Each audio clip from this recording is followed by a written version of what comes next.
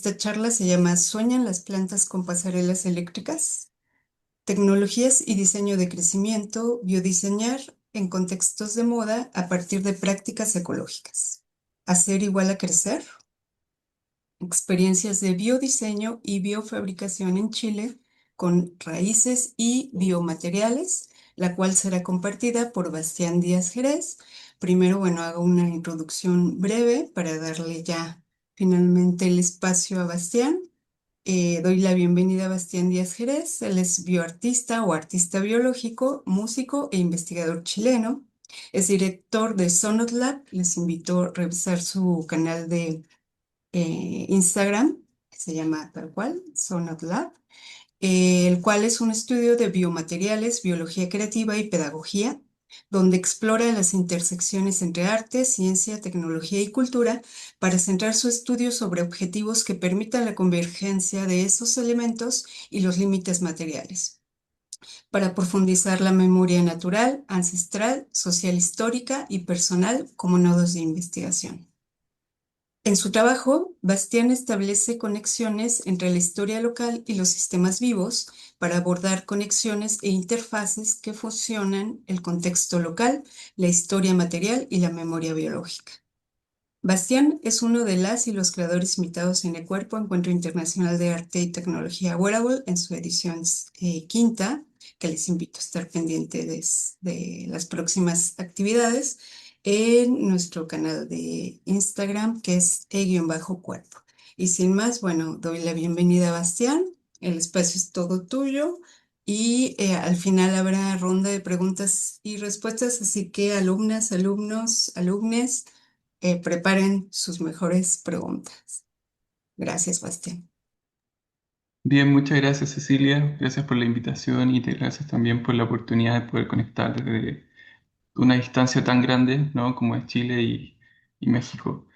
Para mí es un gran honor, ya esta es creo la cuarta o quinta oportunidad que tengo de poder compartir experiencias de biodiseño justamente con generaciones de diseñadores y diseñadoras que muy pronto también se vuelven diseñadoras de su propio destino, ¿no? Yo siempre digo, cuando uno parte, una, una creación siempre parte desde un deseo, y desde un deseo muy profundo que conecta todas estas relaciones que bien señaladas al principio, que es la memoria natural, ¿no? Como algo que no está desconectado de nosotros, ¿no? Sino que nos han tratado de hacer creer de que estamos evidentemente desconectados de la naturaleza, pero no es así, somos naturaleza.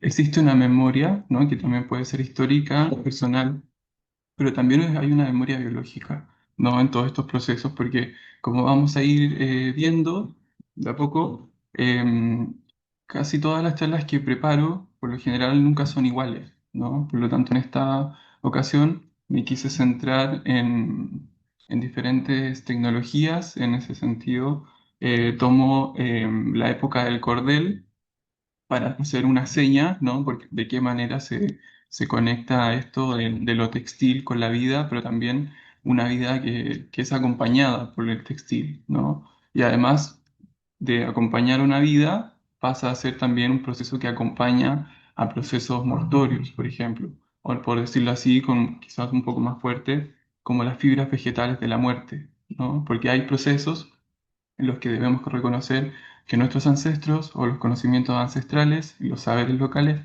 que perduran hasta el día de hoy en algunas culturas vivas tienen una noción muy clara con esta separación, ¿no? Que existe entre esta dualidad, por ejemplo, en la cosmovisión andina, que en el fondo la unidad solamente se puede complementar al momento en que se constituye una unidad de tres. Por lo tanto, la unidad en ese sentido deja de ser solamente, en ese sentido solamente deja de ser un proceso aislado, lo siento. Y como les decía, están estas dimensiones siempre presentes en las colaboraciones que tomo y de qué manera también podemos abordar diferentes conocimientos, ¿no? No solamente hablar de pedagogía como una cuestión disciplinaria, sino que hablar de la pedagogía como algo que viene o puede venir de un saber local, de un saber que quizás cultiva nuestro vecino, ¿no? que quizás cultivan también los campesinos, ¿por qué no decirlo? Porque dentro de estos procesos también hay convergencias que confluyen con las tecnologías campesinas, por ejemplo, ¿no? Y a eso yo le tomo mucha atención, pues es un saber evidentemente ancestral y que no tiene que ver con la ancestralidad que nos enseñan desde esta visión del patrimonio, ¿no? O del patrimonio como un poco más de museo, ¿no? Y tiene que ver con un patrimonio que está vivo, ¿no? Con ese patrimonio inmaterial. Entonces, partimos preguntándonos sobre las fronteras entre lo vivo y las fronteras entre las máquinas, o sea, qué es lo que evidentemente nos puede diferenciar de ser un autómata, ¿no? Y abro esta pregunta para que la podamos desarrollar dentro de la sesión y que dice, ¿es la empatía lo que realmente nos consigna como seres vivos y nos distingue de ser autómatas o no vivos? Es una pregunta que tomo, evidentemente, como de este juego con el título del libro de Philip Dick, ¿no? Que dice, sueñan los androides con ovejas eléctricas, ¿no? Y yo me pregunto, ¿sueñan las plantas realmente con todo lo que estamos codiseñando? O sea, ¿hasta qué momento podemos hablar de una colaboración multiespecie y en qué momento también pasa a ser eh, confundido con procesos de control? Porque al menos dentro de lo que yo desarrollo, cuando me relaciono con estos diseños, por ejemplo, en el que se incorporan sistemas vivos, lo que estoy haciendo es acompañarlas, ¿no? A poder crecer, porque una semilla tiene que tener condiciones adecuadas para que pueda crecer, ¿no? Y así en adelante. Por lo tanto, reflexionamos sobre esa conciencia, sobre la simulación y la soledad en las sociedades, evidentemente, artificiales, dentro de lo que estamos viviendo hoy en día como las inteligencias artificiales, ¿no? Y para quienes no conozcan, este libro, Sueñan a los androides con ovejas eléctricas, de 1968, es un libro que posteriormente se adapta a una de las películas que vuelve a ser readaptada desde 1982, ¿no? Si hay mucho ruido es porque en este momento están reparando parte de la fachada frontal de la casa y eso interfiere demasiado con todo lo que estamos escuchando. Me disculpan porque la verdad es que este sí ha sido uno de los días más caóticos para tener también comprensión de aquello, ¿no? Entonces, como les mencionaba, para hacer un alcance respecto a esta noción, o sea, a esta referencia que tomamos para poder abrir también la conversación, les cuento un poco. Si es que algo de esto les parece familiar, bueno, no es mera coincidencia, ¿no? Luego de una guerra nuclear, el polvo radiactivo ha extinguido la mayoría de animales. Los humanos supervivientes cuidan animales falsos, eléctricos, para demostrar su humanidad y empatía, valorando enormemente a las pocas criaturas reales que quedan. Durante el conflicto está Rick Deckard, un agente de policía, y tiene la misión de localizar y eliminar, entre comillas, retirar a 6 androides Nexus 6 que escaparon de las colonias espaciales y se esconden en San Francisco. Este es el contexto en el que se adapta más o menos la trama de esta historia. Los androides, aunque inteligentes, carecen de esa empatía. Deckard utiliza el Test Boy Camp para detectarlos. Y eso era una inteligencia que ellos habían podido desarrollar como para hackear también esa comunicación. Pero a medida que avanzaba, la línea entre lo artificial y lo natural se iba difuminando, ¿no? Llevándolo a cuestionar su propia humanidad, permitiendo al lector explorar evidentemente qué significa ser humano, el valor de la empatía, la decadencia social y el papel de la religión a través de este mercerismo, ¿no? Como lo que vemos actualmente, un culto a la empatía colectiva, ¿no? Preguntarnos también por qué es y de qué manera yo me confronto a esa idea de empatizar, ¿no? Porque tras interactuar justamente en esta película, los androides enfrentan sus propios sentimientos, ¿no? El protagonista duda de la moralidad de su trabajo, de lo que hace y busca un sentido a la vida, consolidando la diferencia en la capacidad de sentir. O sea, lo que termina de de responder finalmente al protagonista de la historia es que el sentir es lo que hace evidentemente distinto a un autómata de un sistema vivo, ¿no? Y la empatía como un fenómeno es algo como una capacidad cognitiva, ¿no es cierto?, emocional, que nos permite comprender, compartir, validar sentimientos, perspectivas y experiencias de otra persona. Y aunque es una capacidad innata, que por ahí de pronto también la hemos perdido, se puede fortalecer educando esa inteligencia emocional reconociendo emociones propias y justamente ajenas, reconociendo que el otro importa, ¿no? Y una práctica de la escucha activa. Justamente lo que teníamos, eh, o lo que yo hacía hace 6 años era trabajar con sonido, ¿no? Y como dentro de mi formación, una de mis formaciones más quizás que ha perdurado hasta el momento, ha sido el tiempo que me dediqué a la escultura, ¿no? Porque para mí la escultura siempre ha sido una forma de abordar el espacio, pero respondiendo a diferentes fenómenos. Y es así como llegué a acercarme poco a poco a procesos que tenían que ver mucho más con las pasarelas, por ejemplo, con un fitting, ¿no es cierto? Con estar ahí, con conocer a los modelos, ¿no es cierto? Los modelos que colaboran también con nosotros porque son también sistemas de colaboración, ¿no? Por lo tanto, la moda también es parte de una de un ecosistema, claramente, ¿no? Pero cuando hablamos de empatía y lo referenciamos o lo relacionamos con nuestros oficios, por ejemplo, hablamos de que los oficios son materialidades, son habilidades, son herramientas, ¿no? Son saberes y son formas de hacer que abren posibilidades justamente a esto que existe y lo que no existe, a lo que está ahí, latente, ¿no? Por eso creamos, ¿no? Y por eso también parte un poco esta idea desde cómo soñamos y desde cómo también queremos hacernos cargo de lo que deseamos. Pues, porque si queremos o si deseamos algo, de pronto no todo lo que deseamos tiene que ser o puede ser válido, ¿no? O sea, hay que tener también un cuestionamiento ahí que tiene que ser ético, ¿no? Y con una visión crítica justamente de cómo estamos abordando, quizás en este proceso, diseño de moda, ¿no? El diseño de vestuario, de algo que alguien más va a vestir, ¿no? Entonces, cuando acompañamos y cuando nos relacionamos con estas estructuras que comienzan a inaugurar relaciones, nos damos cuenta de que codiseñamos con el entorno. También esto implica justamente un estado de empatía, ¿no? Porque comenzamos a conocer dónde estamos viviendo. Muchas veces, y esto es una experiencia que ocurrió acá en Chile hace muy poco, eh, un alcalde de una comuna encargó a una ciudad de México eh, una fibra que solamente se da en México, ¿no? Porque acá en Chile las artesanas, por ejemplo, de esta fibra no tenían acceso a esa planta porque el lugar ya no existía. Entonces, por ahí existe como una relación que no es realmente cierta, ¿no? Porque realmente acá sí existen fibras que los artesanos sí pueden utilizar, ¿no? Pero ahí nos escapamos un poco como del modelo de lo que le estoy como mencionando, ¿no? Como de qué manera empatizamos con el entorno, ¿sí?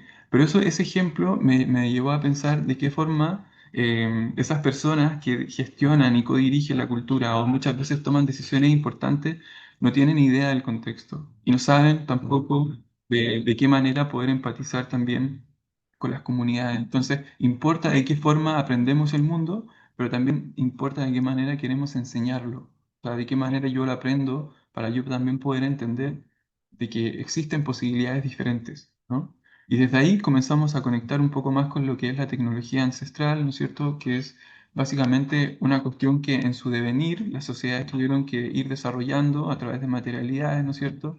Que han llevado también procesos de construcción de herramientas, artilugios, ¿no es cierto? De esto que muchas veces se le llama lo hechizo, ¿no? Y ese valor de lo mágico que tiene también la creación, por ejemplo, o el deletrear ciertos conjuros, no sé, es una forma también de poder hablar con otras naturalezas, ¿sí? Por lo tanto, tampoco nosotros abordamos netamente el contexto como de la ciencia como una cuestión pura y dura, sino que nos abrimos a otros contextos también, ¿no? Como a la idea de conjurar con la naturaleza, ¿no? Porque creo que ahí también ocurren diferentes procesos que tienen que ver también con el acto de fe. Porque cada vez que uno diseña o comienza a desarrollar un procedimiento o un proceso, lo que mueve el motor de ese procedimiento probablemente sea el acto de creer y de crear, ¿no es cierto?, en ese instante. Y así como las sociedades tradicionales andinas, ¿no es cierto?, de Mesoamérica y de todo el mundo, tienen ciertas tecnologías, por ejemplo, que tienen que ver con estos primeros contextos. Y uno de esos es el hilo, ¿no? Porque justamente el hilo no es solamente un material utilitario, sino que es una tecnología ancestral que está cargada de un sentido cosmológico, porque dependiendo de hacia dónde nosotros girábamos el hilo o hacia qué punto nosotros podíamos hilar, eh, ocurría que había un significado detrás, ¿no? Y a esto Yuhui le llama la cosmotecnia, ¿no? Que trata de que trata de unificar en el fondo el orden moral y el orden cósmico, ¿no? La cosmotecnia, a través de actividades técnicas, rechazando la idea de una tecnología universal única que propone en cada cultura y que posee justamente una propia cosmotecnia. De ahí viene la idea, ¿no? Entre cosmología particular, geografía y un imaginario a través de esa técnica, ¿no? Entonces, todo esto, a través de un proceso, visto a través de un proceso histórico, debería ser más o menos visto de esta manera, ¿no? Que hay un proceso histórico en el centro, pero que hay muchos factores que inciden en ese proceso histórico. Por lo tanto, si estamos diseñando, también estamos siendo parte de un proceso histórico, ¿no? Porque hay una historia, hay un contexto material e inmaterial. Y dentro de eso, tecnologías, hay artefactos, hay una ciencia local detrás de eso, ¿no? Porque probablemente quienes trabajen con tecnologías locales que se encuentran en México probablemente no las encuentran en otros lugares del mundo. Y desde ahí también nos preguntamos qué cosas producimos y cómo las vamos a producir, ¿no? De qué manera nosotros obtenemos esos suministros y esos, entre comillas, productos del proceso, ¿no? Porque así como dice Herbert Baldus, ¿no? Este gran antropólogo, dice que la cultura material de un pueblo indígena es inseparable de su cultura espiritual. Los objetos no son meramente utilitarios, sino que están impregnados de significados sociales y simbólicos. Y probablemente esto ya ustedes lo hayan escuchado. Sin embargo, es importante siempre tenerlo en cuenta, ¿no? Porque es una práctica que tiene que ver con el conocimiento y con de qué manera nosotros también obtenemos muchas veces un conocimiento que no está en la academia y que nunca va a poder entrar tampoco del todo en esos espacios, ¿no? Por lo tanto, hay ciertos lenguajes detrás de todos estos fenómenos, por ejemplo, como yo les digo, el lenguaje de la urdimbre, que tiene que ver mucho con esto de que no es solamente una técnica, sino que es una forma de ordenar el mundo, ¿no? A través de esta como visión de las sociedades tradicionales andinas, ¿no? Y de las cuales yo les coloco el ejemplo de las momias de Chinchorro, ¿no? Porque dentro de lo que se encuentra en estos hallazgos arqueológicos ha estado el doctor Bernardo Arriaza, que él habla de que estas expresiones artísticas, las momias de Chinchorro, una de las momias más antiguas que datan y que anteceden a los hallazgos egipcios, por ejemplo, son expresiones artísticas funerarias y que son las expresiones artísticas funerarias más antiguas del mundo, ¿no? Y que se relacionan con un tipo de arte terapéutico para poder sanar la pérdida, ¿no? Y donde también se comunica o se conecta el hecho de cargar el cuerpo con textiles, con rellenar con fibras vegetales, ¿no es cierto? Porque sabemos que también el origen del textil en Latinoamérica o en estos contextos como de sociedades tradicionales precortesianas o sociedades tradicionales prehispánicas, ¿no es cierto? Tenían una tecnología muy avanzada. O sea, el textil de por sí ya era una forma de escribir y era de por sí ya una forma de escritura, porque conectaba la lengua, pero también conectaba el territorio, ¿no? Entonces, resaltar que dentro de esta creación de las momias de Chinchorro, ¿no es cierto? Aquí les coloco yo la ubicación de los sitios Chinchorro donde se encontraron diferentes momias de la misma forma. Comentarles que las momias, en este caso, eran momias que se podían conservar de pie, ¿no? Para poder inmortalizar en el fondo esa trascendencia del ser querido, ¿no? Y a la vez también podían rellenar y utilizar fibras vegetales, por ejemplo, y de otro tipo para poder sustituir el cuerpo, ¿no? Por lo tanto, lo que se terminaba obteniendo era una reducción de los propios restos, porque en el fondo era bastante ruda la técnica. Bueno, acá está este espacio geográfico donde está ubicado esto y donde fueron encontrados también estos restos, ¿no? La importancia de esto es que tiene que ver mucho con de qué manera se vestía y de qué manera cargaban también los cuerpos vivos hacia la muerte, ciertos rastros y ciertas huellas de ese pasar por la tierra, ¿no? Porque claramente que las ofrendas, todos los procedimientos como funerarios tenían que ver con todo eso que acompañaba también a la trascendencia del viaje, ¿no? Entonces, hay algo que también yo rescato mucho y que es parte de una de mis investigaciones recientes, es esta de observar, porque he estado haciendo visitas dentro de ciertos depósitos, porque claramente las imágenes que ustedes ven acá son imágenes reales de hallazgos arqueológicos que fueron levantados en el norte grande de Chile y que hasta el día de hoy se conservan en la región, ¿no? Y son bastante numerosos porque la región de Atacama y todo lo que colinda ahí es bastante seco, ¿no? Por lo tanto, sabemos que en el desierto el textil fue una de las tecnologías que mejor se conservó dentro de estos procesos porque la atmósfera y claramente las grandes cantidades de sal dentro de esta construcción geográfica permitían que esto ocurriera, ¿no? Entonces se encontraban procesos como fibras de totora, junquillo, y que no eran simples envoltorios, sino que también funcionaban como un soporte que era un soporte funerario, ¿no? Una base estructural del cuerpo. Pero Bien, ¿de qué? lo siento, ya estoy de vuelta, muchas gracias por la espera, lo siento, disculpen la verdad. Como les mencionaba, parte de estos procesos fueron encontrados dentro del Norte Grande y son grandes hallazgos que dan cuenta de esta cultura, ¿no? Y que conectaban muy bien el procedimiento como llevaban a la práctica procedimientos muy avanzados, por ejemplo, como tecnologías con fibras vegetales. Por lo tanto, yo digo, lo que hacen y lo que estamos haciendo hoy en día tampoco es algo nuevo. O sea, la biofabricación siempre ha estado presente en la naturaleza.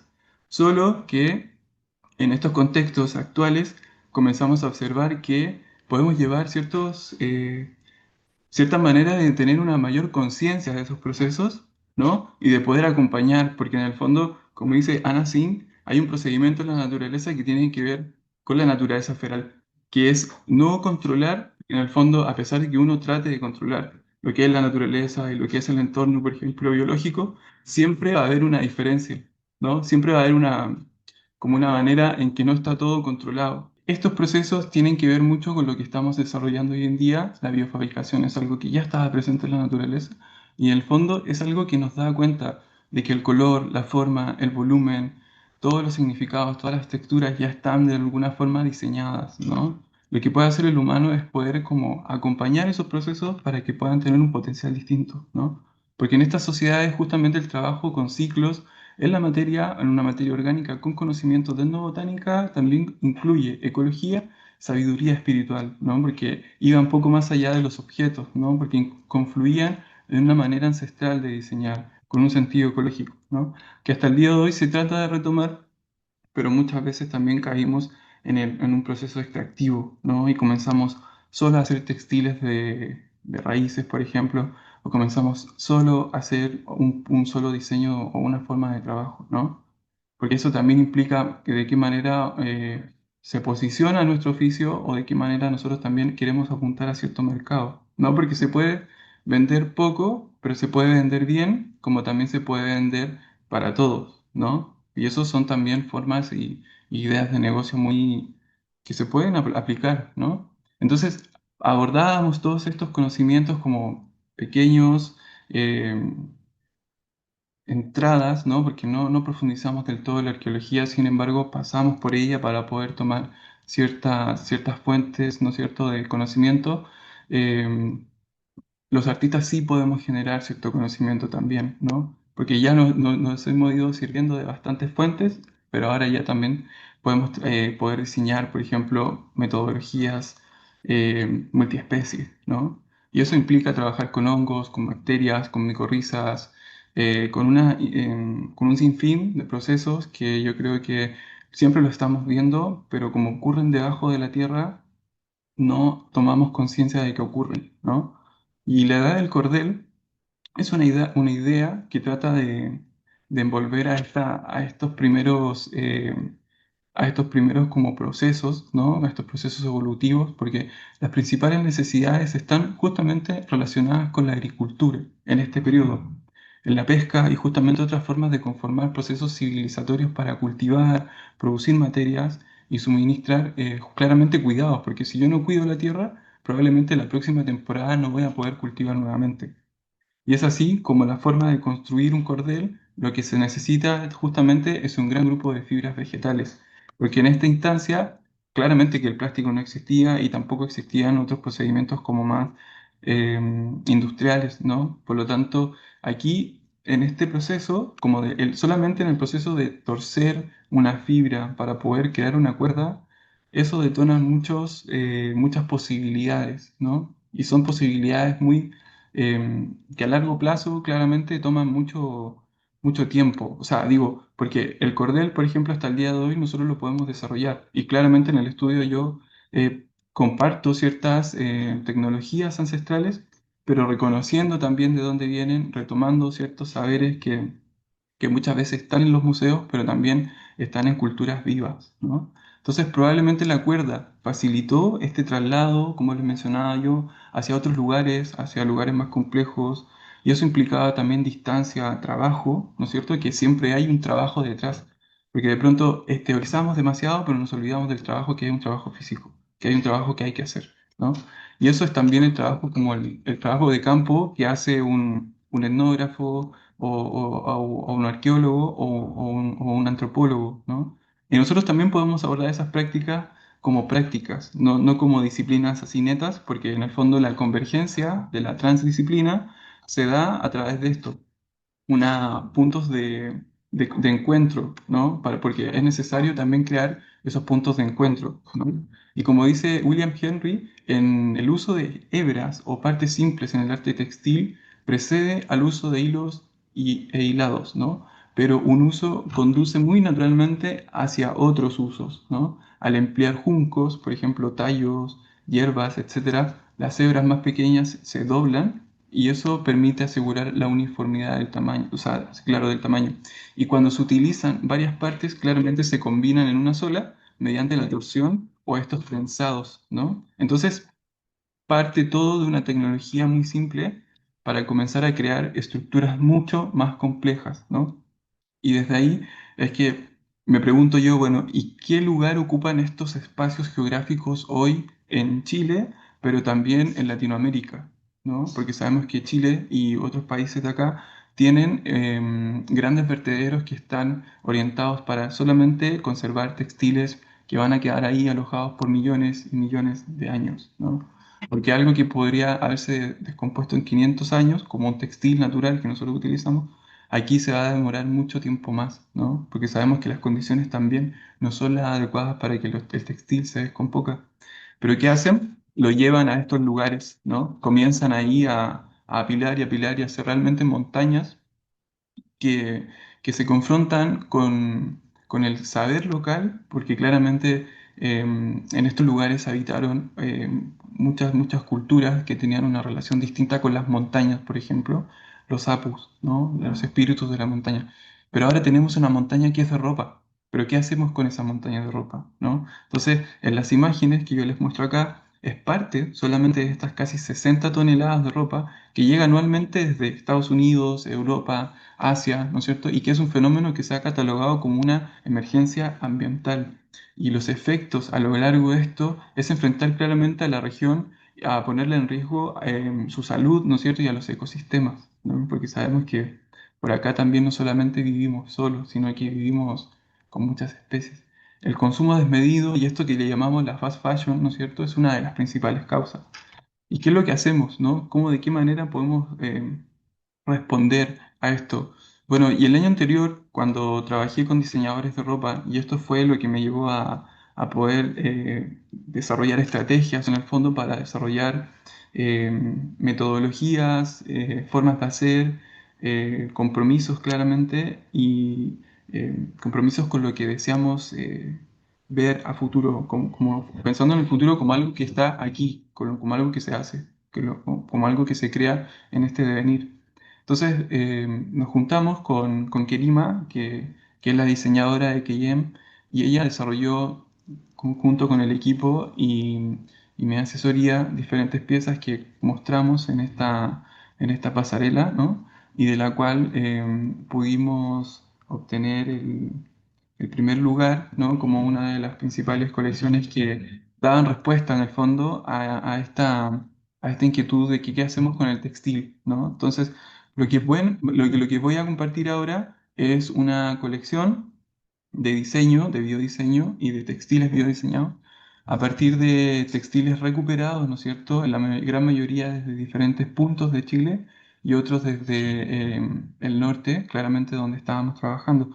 Pero sin antes mencionar esto que dice Eric Fromm, porque dice, refiriéndose a esta noción del sueño, ¿no? Porque para mí, siempre digo, el sueño o lo que uno desea es algo importante dentro de los procesos. O sea, no siempre va a hacer, o no siempre debiésemos hacer por dinero, siempre debiésemos también pensar qué es lo que yo deseo y qué cosas hago para hacerme responsable de eso que deseo, como dice Humberto Maturana, ¿no? Entonces dice Eric Fromm, en los sueños no son el tiempo y el espacio las categorías dominantes las que definen en el fondo el sueño, sino que es la intensidad del sueño y la asociación. Y eso es muy bonito porque cuando empezamos a hacer transdisciplina, comenzamos a ver que la intensidad a veces sobrepasa a la obra de arte, ¿no? O sea, como que estamos, como lo que me pasó a mí, que yo estaba haciendo sonido, estaba haciendo como desarrollos como con la escultura, etcétera, y de pronto me vi metido como en el diseño de moda, ¿no? Y fue como soñar con una intensidad quizá y una forma de asociar conocimientos, porque en el fondo para mí la escultura y el diseño tienen algo que se comparte, que es poder diseñar espacio, ¿no? Quizás un espacio que es vestible, ¿no es cierto?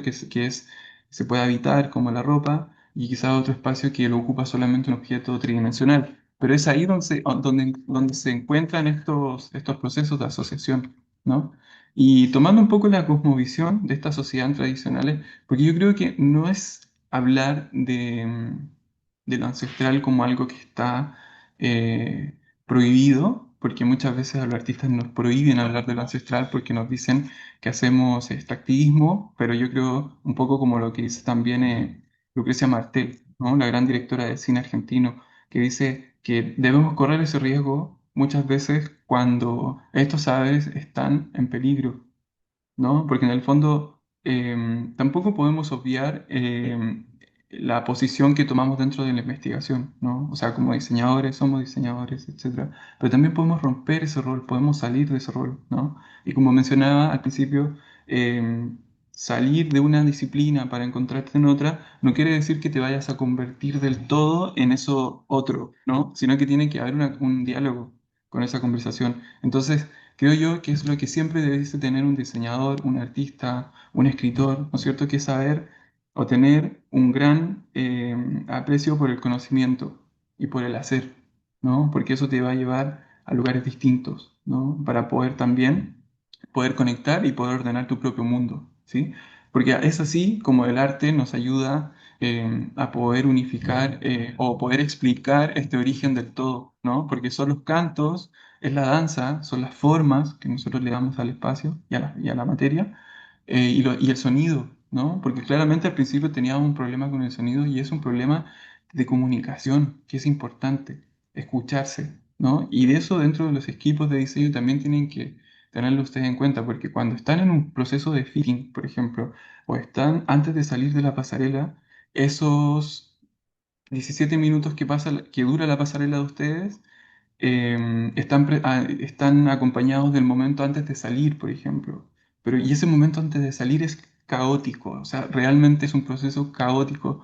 Vestir a 12 modelos, por ejemplo, hay 15 personas de pie a cabeza con cada uno de los accesorios es completamente caótico, pero lo que se termina viendo es tan hermoso que ordena todo ese proceso, ¿no?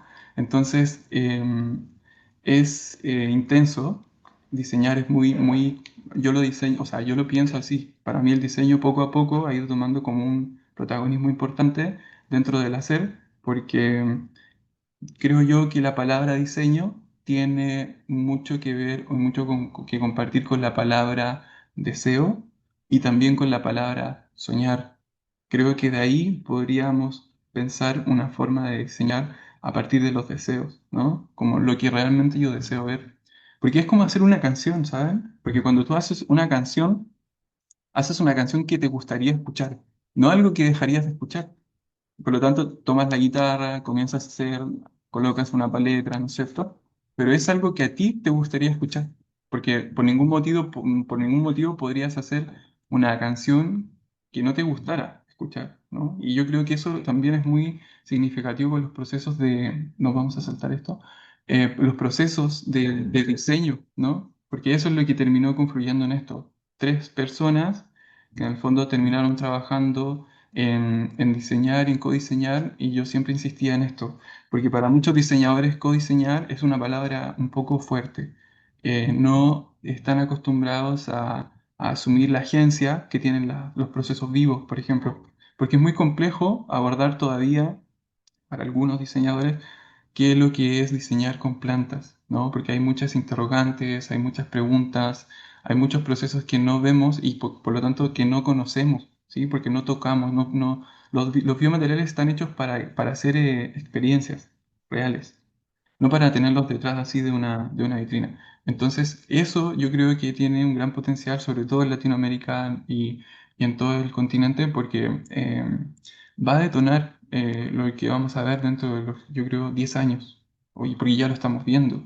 Pero eso se demora siempre en decantar, ¿no? Como que son las tecnologías que son tecnologías del presente, son tecnologías que tenemos acá y que quizás siempre estuvieron presentes, solo que las obviamos, solo que el contexto quizás político de cambiar los procesos por plástico y colocarla todo plástico, eso también deviene de una decisión económica, política, ideológica, ¿no es cierto?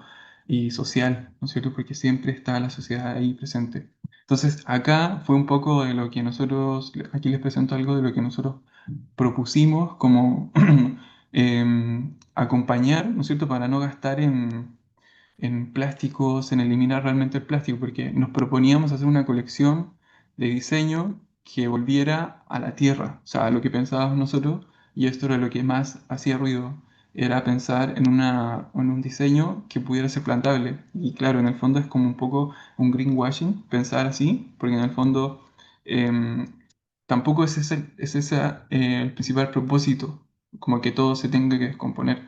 Pero cuando pensamos la durabilidad de los materiales, tenemos que tener en cuenta que estamos pensando en términos materiales, ¿no? O sea, estamos pensando en algo que es finito. Por lo tanto, esa cuestión de durabilidad es bastante relativa, ¿sí? Porque por ahí un jeans puede durar 200 años, ¿sí? Pero claro, una persona vive 70, 80 años. Entonces, ¿qué hacemos con los otros 100 años que le diseñé a ese pantalón? Porque en el fondo, ese proceso de durabilidad fue diseñado en el momento en que se hacía el pantalón, ¿no? Porque se propuso así para que durara, etcétera, ¿no? Pero lo que cuestionamos ahora es qué hacemos con los desechos, en el fondo, ¿no? Y tiene que ver un poco con la identidad, claramente. Y siempre hablamos de la identidad como una cuestión que se expresa a través de la ropa, pero a través también del lenguaje, por ejemplo. Mi abuela siempre vivió viendo series mexicanas, por lo tanto para mí México siempre fue muy cercano desde el punto de vista de la lengua, ¿no? Entonces, claro, escuchar esa sonoridad, ¿no es cierto?, también hablaba de un contexto distinto, ¿no? Entonces, la lengua es identidad, la ropa también es identidad, y el textil como un ser vivo porque claramente ciñe y le da forma al cuerpo. Y esto es lo que yo conecto con las nociones como tridimensionales de la escultura, ¿no es cierto? El volumen, ¿no es cierto? Las instalaciones que también tienen que ver como con esa teatralidad, con con ese espacio performado, ¿no es cierto? Que se cuida también, que se cuida mucho, ¿no? Y esto es una frase que rescato de una investigación de Elvira, ¿no? Creo que se llama, olvidé el apellido, pero es una arqueóloga que hizo muchas investigaciones con grupos aymaras, ¿no? Y en una conversación ella está hablando con una persona que hace textiles y esta persona le dice que está intentando convertir este textil que estaba creando en el telar en una persona, ¿no? Y eso es bastante fuerte porque claramente habla de la dimensión mágica, ¿no? Que de pronto la hemos ido también olvidando dentro de los procesos de diseño y también los procesos de creer, de crear, ¿no es cierto? Entonces, y después le dice, porque convertir la ropa en gente es difícil y claramente es muy difícil. O sea, yo nunca he hecho un, un patronaje, por ejemplo, porque siento que es una descomposición severa, ¿no? De una pieza. O sea, cuando yo trabajé con Keyem o sea, con Kerima en esta colección, ella trabajaba así al pie de la regla, ¿no es cierto? Cortando cada uno del moldaje. de los diseños, ¿no? Que ustedes pueden ver acá. Entonces hay ahí también un trabajo, ¿no? Detrás de todo esto, que ustedes lo conocen bastante bien. Pero acompañar estos procesos con innovación, por ejemplo, o con una visión ecológica, también implica abrir nuevos caminos técnicos, ¿sí? Porque lo que tenemos acá, por ejemplo, es un procedimiento que crece a partir de sistemas que están vivos, que están creciendo en un tiempo real y que yo no hablo de que estén bajo control, porque en ningún momento tomamos el control de lo que está ocurriendo ahí, sino que tomamos un poco la relación de cuidado, ¿no? Como de qué manera nosotros podemos acompañar a que crezca todo este sistema radicular, ¿no? Porque es bastante difícil. Pero de pronto aparece y sale muy bien el truco y de pronto no sale bien el truco. Y eso también tiene que ver con los procesos vivos, porque evidentemente sabemos que las, las, eh, las formas de existencia que nos han enseñado, las formas de existencia que nosotros hemos aprendido, no son las únicas que existen y que van a existir, ¿no? A mí me sorprende cada vez que los estudios, por ejemplo, en el fondo marino, dan cuenta de especies que jamás se habían datado, ¿no? Y solamente porque un humano le saca una imagen y toma una foto y la trae a la superficie, es una imagen, o sea, es una especie nueva. Pero ¿para quién es nueva? Para lo humano, ¿no? Por lo tanto, aquí también estamos nosotros inaugurando relaciones nuevas, ¿no? Como esa relación que tiene el etnógrafo también con el trabajo de campo, ¿no? Porque no es solamente urdir, ¿no es cierto? No es solamente armar una trama, sino que es permitir que las raíces puedan tejer, ¿no? Porque es un procedimiento en el que las raíces, como ven acá, comienzan a tejer dentro de los mismos textiles, ¿de acuerdo? Y eso es bastante complejo, pero dentro de lo que yo he ido estudiando, yo puedo decir que para mí entrar en lo biomaterial fue un encuentro con el estudio de Edith Medina, claramente que ella también es de México y trabaja justamente con estos procesos con lo biológico, ¿no? Entonces, desde ahí yo abordo todos estos procedimientos y los llevo a un punto de investigación en el que el textil ahora, hoy en día, me permite, por ejemplo, trabajar con textiles biodiseñados a partir de raíces, ¿no? No solamente hacer solo experimentaciones, sino hay que llevarlas a unas aplicaciones muy específicas y llevar procedimientos a este nivel, ¿no? Pero creo yo que es muy importante para el proceso de generar conocimiento, de compartir conocimiento y de crear cierta comunidad, reconocer que el codiseño está acompañado de todos estos maestros y maestras como la naturaleza que nos acompaña, ¿no? Dentro de estos procedimientos. Entonces también es hacerse cargo de ese conocimiento, ¿sí? Porque cuando yo tomé estos primeros talleres, yo tomaba estos talleres con este acto de fe, ¿no? Como les decía al principio, este acto de que quizás aprendo algo, ¿no? Quizás sí me sirve, pero quizás no. Entonces va a depender también de cuánto yo pongo de mi parte, ¿no? Porque son tecnologías que hasta el día de hoy se han denominado como tecnologías que son suaves, tecnologías que son de cuidado, y que en muchas disciplinas se habla también de una tecnología que es blanda para referir a un modo de hacer en lo que se prioriza lo relacional, la relación que yo tengo con esa raíz, con esa semilla. Por eso al principio les hablaba Cecilia, de estos nodos de la historia y de la memoria, ¿no? Que conectamos lo ancestral con lo tradicional, o sea, con lo natural, la historia y también el contexto personal, porque me permite moverme dentro de los contextos, ¿no? Y poder mirar, observar desde otras perspectivas, desde la alteridad, ¿no es cierto?, del paisaje. Y hablar de eso me permite hablar también y compartirles con ustedes estas experiencias sobre estas tecnologías suaves, o tecnologías de cuidado que no necesitan procesos industriales, sino que necesitan un tiempo distinto. Y el tiempo de la naturaleza no es un tiempo que sea lento, porque también nos cuestionamos qué es lo lento. O sea, en esta época, cualquier industria que se coloque con un sistema industrial a poder hilar, evidentemente va a socavar el mercado local, ¿no? Porque si tenemos un mercado que es, no sé, un pueblo pequeño y en ese pueblo se hace hilatura de algodón, por ejemplo, pero llega una fábrica al lado y se instala ahí, claramente va a poder abaratar y va a destruir todo lo que es esa fuente de trabajo, ¿no? Entonces, con eso yo también doy cuenta de que la naturaleza tiene un tiempo y es un tiempo que no es lento, sino que es el tiempo adecuado para poder crecer, ¿no? Porque evidentemente no es hablar de una marca que está registrada, es hablar de una teoría formal, ¿no es cierto? De una noción que tiende a ser evidentemente difusa entre lo plural, distribuida, más allá de ser solo algo suave, ¿no? Es bastante como liminal, por decirlo así, ¿no? O en palabras de Laura Tripaldi, como esta idea de interfaz, ¿no? Que se crea entre estos sistemas vivos, el encuentro con estos sistemas vivos, de qué manera influyen en mí, de qué manera yo influyo en ellos, ¿no?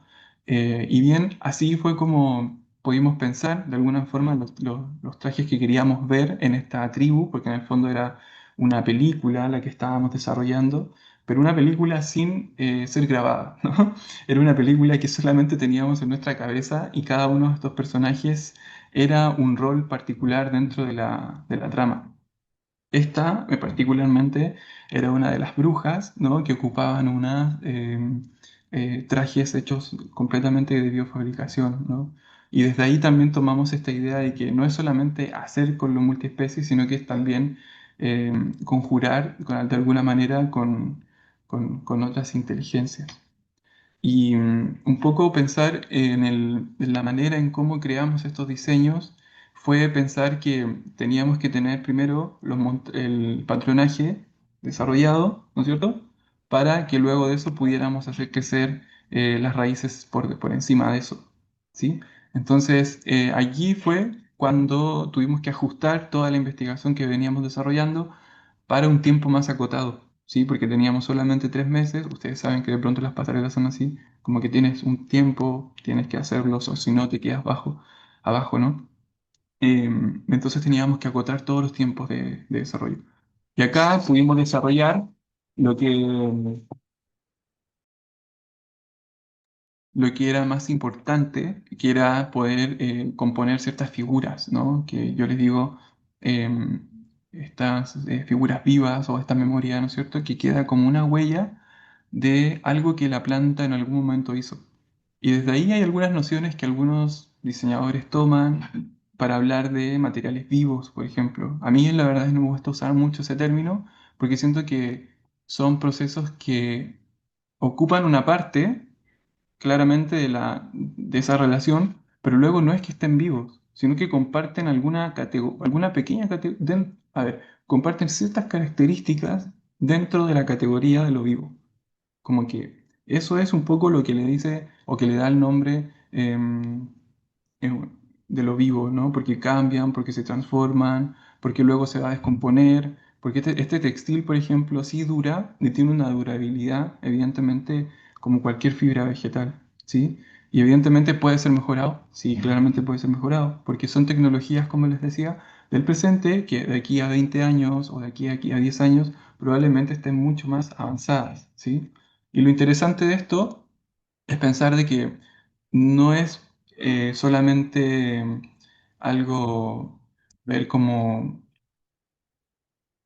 es algo que se puede desarrollar por todos y todas, ¿no? Sin importar el conocimiento que tengan, sin importar de dónde vengan, ¿no es cierto? Es una tecnología que está al alcance de todos, una biotecnología.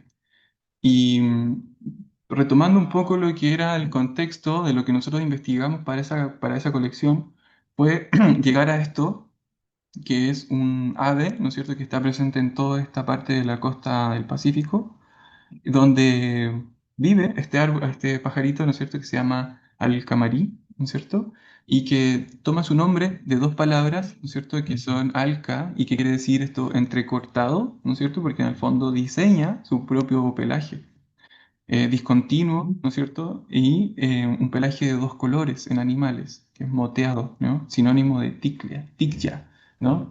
Y en agricultura, que esto también es muy interesante para nosotros porque trabajar con semilla es trabajar también con agroecología, pero en agricultura el término alca para la sociedad aymara, por ejemplo, era un espacio en los cultivos donde aún no había o no ha podido germinado la semilla, ¿no? Y eso es bastante interesante porque nosotros lo podemos ver acá, ¿no? En cuanto a cómo la semilla creció en algunas partes y en otros lugares nosotros también dejamos sin diseñar.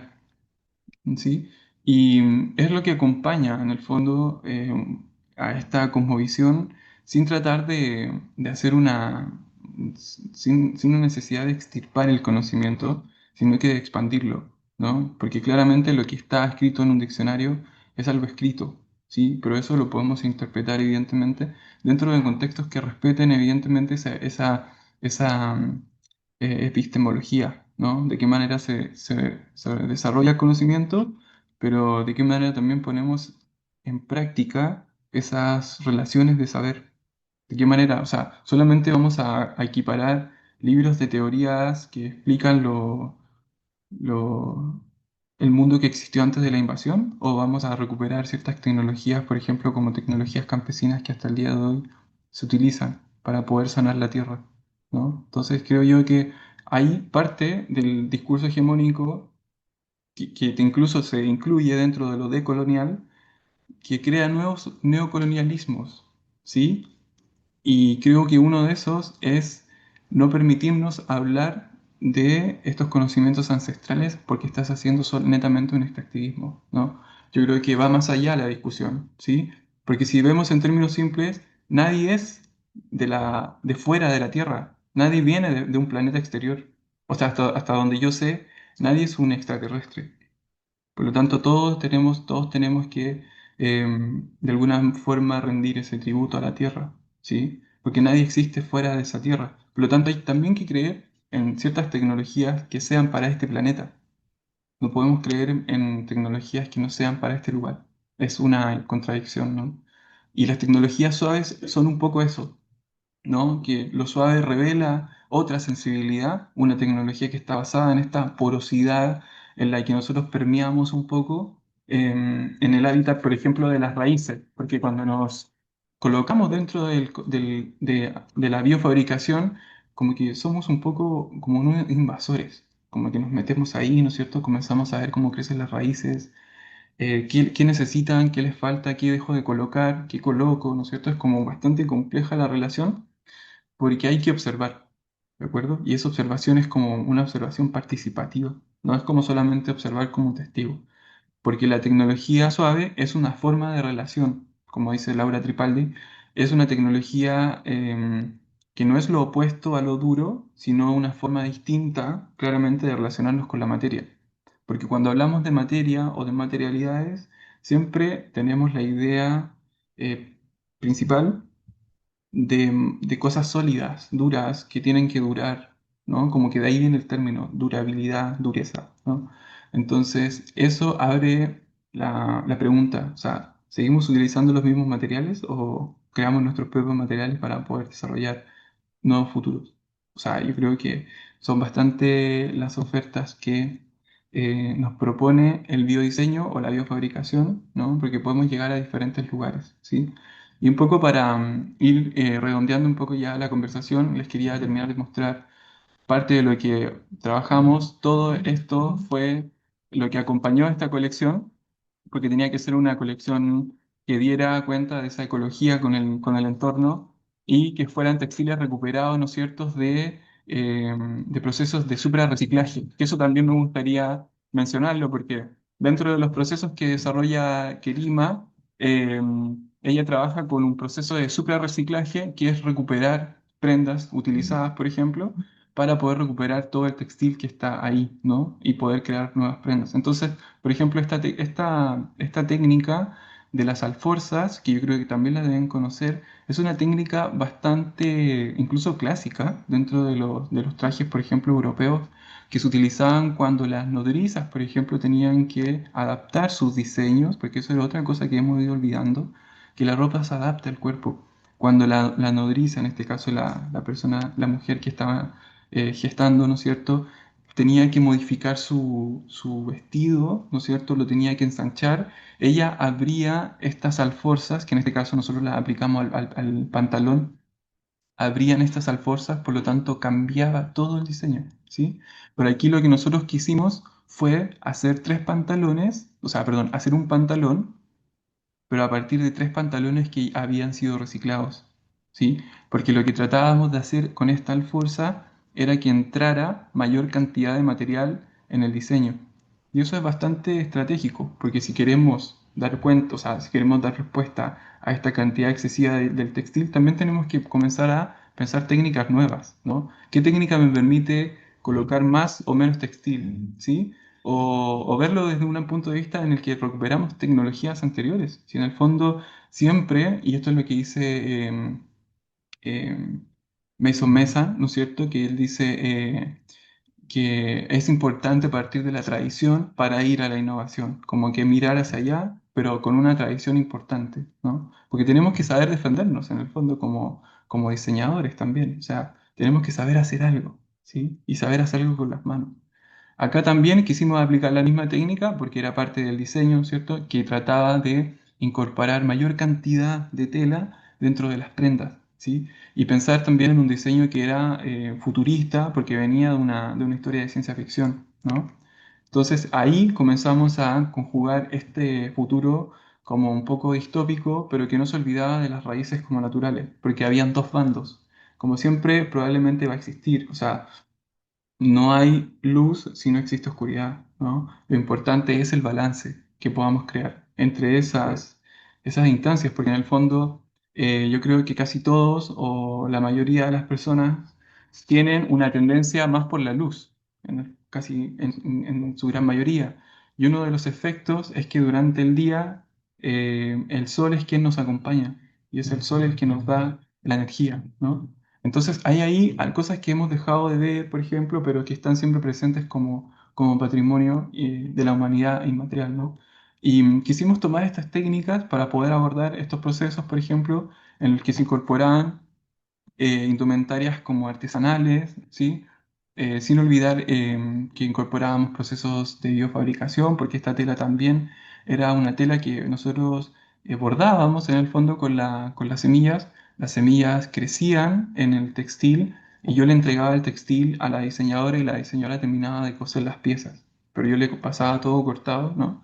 Entonces, habían procedimientos que eran no tradicionales. Y era lo que también hacía ruido en las personas que trabajaban en esto de manera como mucho más tradicional, ¿no? Entonces, para ya ir avanzando, les quería mostrar parte de esto, de los bolsos que también acompañó a la colección, de esta técnica muy bonita que es la alforza, como yo les digo, la pueden investigar un poco más, pero cada uno de estos roles cumplía también con la identidad que nosotros le queríamos dar a partir de esta tecnología suave que de pronto no me entendían muy bien lo que yo estaba diciendo, ¿no? Porque, claro, son como términos un poco como muy recientes o quizás no tanto, pero que no hemos puesto mucho en práctica. Sobre todo yo les digo a los diseñadores de esta generación porque son tecnologías que ustedes van a ocupar de alguna forma. En algún momento se van a dar cuenta que van a estar utilizando un biomaterial el día de mañana.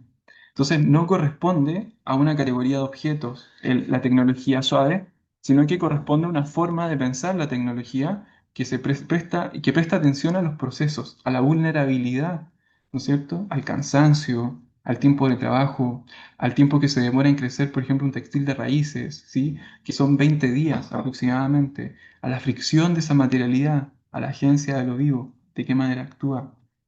Porque hablar de estos procesos, como dice Humberto Maturana, y que con esto ya vamos cerrando, hablamos a partir de acá, desde un metadiseño, ¿sí? Pero Humberto Maturana decía, hablaba del metadiseño en 1997, en un periodo y una época donde el bioarte, por ejemplo, estaba recién profundizando en estas modificaciones genéticas, por ejemplo, en los procedimientos de Stellar, por ejemplo, para quienes conocen Stellar, para mí también es muy relevante porque él como que expande un poco el cuerpo, ¿no es cierto? Como esa idea del cuerpo como cyborg también. Pero era una época donde Humberto Maturana hablaba del metadiseño. Para cerrar un poco ya la presentación, les voy a definir un poco qué es lo que decía Humberto Maturana respecto a esto. Diseñar, decía, las condiciones del diseño, eso implica no diseñar directamente el objeto final, sino que pensar el sistema de relaciones que permitirá que el diseño emerja. O sea, en este caso, en términos simples, por ejemplo, pensar las condiciones para que el textil de raíces pueda crecer y pensar para que ese material se pueda mostrar a diseñadores, a personas que trabajan con agroecología, por ejemplo, como una alternativa al plástico o como una alternativa ni siquiera como a suplantar ciertas cosas que ya existen, sino que como nuevos caminos.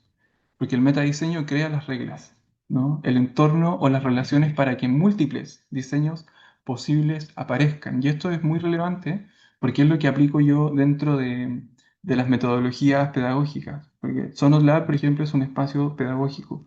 No diseñamos grandes artefactos, sino que nos centramos como de qué manera esos artefactos pueden impactar en otros para que otros también los desarrollen. Y eso es un poco pensar en el metadiseño, diseñar un sistema donde una comunidad de diferentes países, ¿no es cierto?, pueda crear muchas sillas y no solamente estar enseñándoles a crear una silla, ¿no es cierto?, sino que distintas, metadiseño. Y todo ese diseño ocurre dentro de una red de observadores, ¿no? Todo el diseño ocurre así. El diseño también es un proceso relacional, contextual, y por eso les decía al principio que importa desde dónde estamos creando. Si estamos creando donde existen ciertos pigmentos naturales, perfecto, entonces ocupémoslo, ¿no? O de alguna forma pensemos de qué forma podemos, o de qué manera, de qué manera, forma de hacer, a eso me refiero, en qué forma de hacer tenemos para que esos procesos entren dentro de nuestro diseño. Porque la biología del conocer, como dice Humberto Maturana, tiene que ver con un conocimiento que no representa el mundo objetivamente, sino que el conocimiento tiene que ver con lo que yo experimento con ese entorno. Y a la vez también es diseñar un sistema que implica una responsabilidad, ¿de acuerdo? Y esa responsabilidad solamente la sabemos quienes estamos diseñando. O sea, si queremos las podemos comunicar a nuestro público, pero eso ya es otra etapa, ¿no? Pero cambiar las relaciones cambian los comportamientos y cambian también comportamientos dentro de la cultura, ¿no? Eso es muy importante porque, como decía Henri Lefebvre, para cambiar algo dentro de la sociedad, él decía, para hacer una revolución, para cambiar algo, hay que instalar un ritmo. Y no es por la fuerza, tampoco es como la, bajo el control ni el dominio, sino que es instalar un ritmo que se pueda sostener en el tiempo para que ese propio ritmo pueda ir sumando a muchas más personas, ¿no? Y ahí realmente hacer un cambio dentro de las costumbres, los comportamientos, porque el metadiseño no crea cosas, crea condiciones para que las cosas puedan emerger dentro de una red de relaciones vivas, ¿sí? Y aquí les dejo estos tres libros que pueden profundizar, pueden conseguirlos: El árbol del conocimiento de máquinas y seres vivos y la objetividad, un argumento para obligar. 1997, y casi todos dentro de los estudios que Humberto Maturana hace a lo largo de su vida, ¿no? Y les dejo con esta última frase que dice, la pregunta que debemos afrontar no es afrontar la relación de la biología con la tecnología, ni sobre la relación entre el arte y la tecnología, ni sobre la relación entre la realidad del diseño y la realidad, ni siquiera sobre si el metadiseño moldea o no nuestros cerebros. Creo que la pregunta que debemos afrontar, dice Humberto Maturana, en este momento de nuestra historia es sobre nuestros deseos y si queremos o no ser responsables de ellos, ¿sí? Entonces, con esa frase creo yo que redondeamos lo que pudimos ver, que la verdad es muchísimo, es muy intenso todo este conocimiento. Creo yo que resumirlo es poco, pero pasa que hacer transdisciplina de pronto es así, ¿no? Como estás en un día haciendo algo y al otro día estás haciendo otra cosa. Así es que, bueno, si tienen preguntas, por supuesto que estoy abierto a responderlas. Muchísimas gracias por estar y por estar justamente a esta distancia, ¿no? Así que muchas gracias.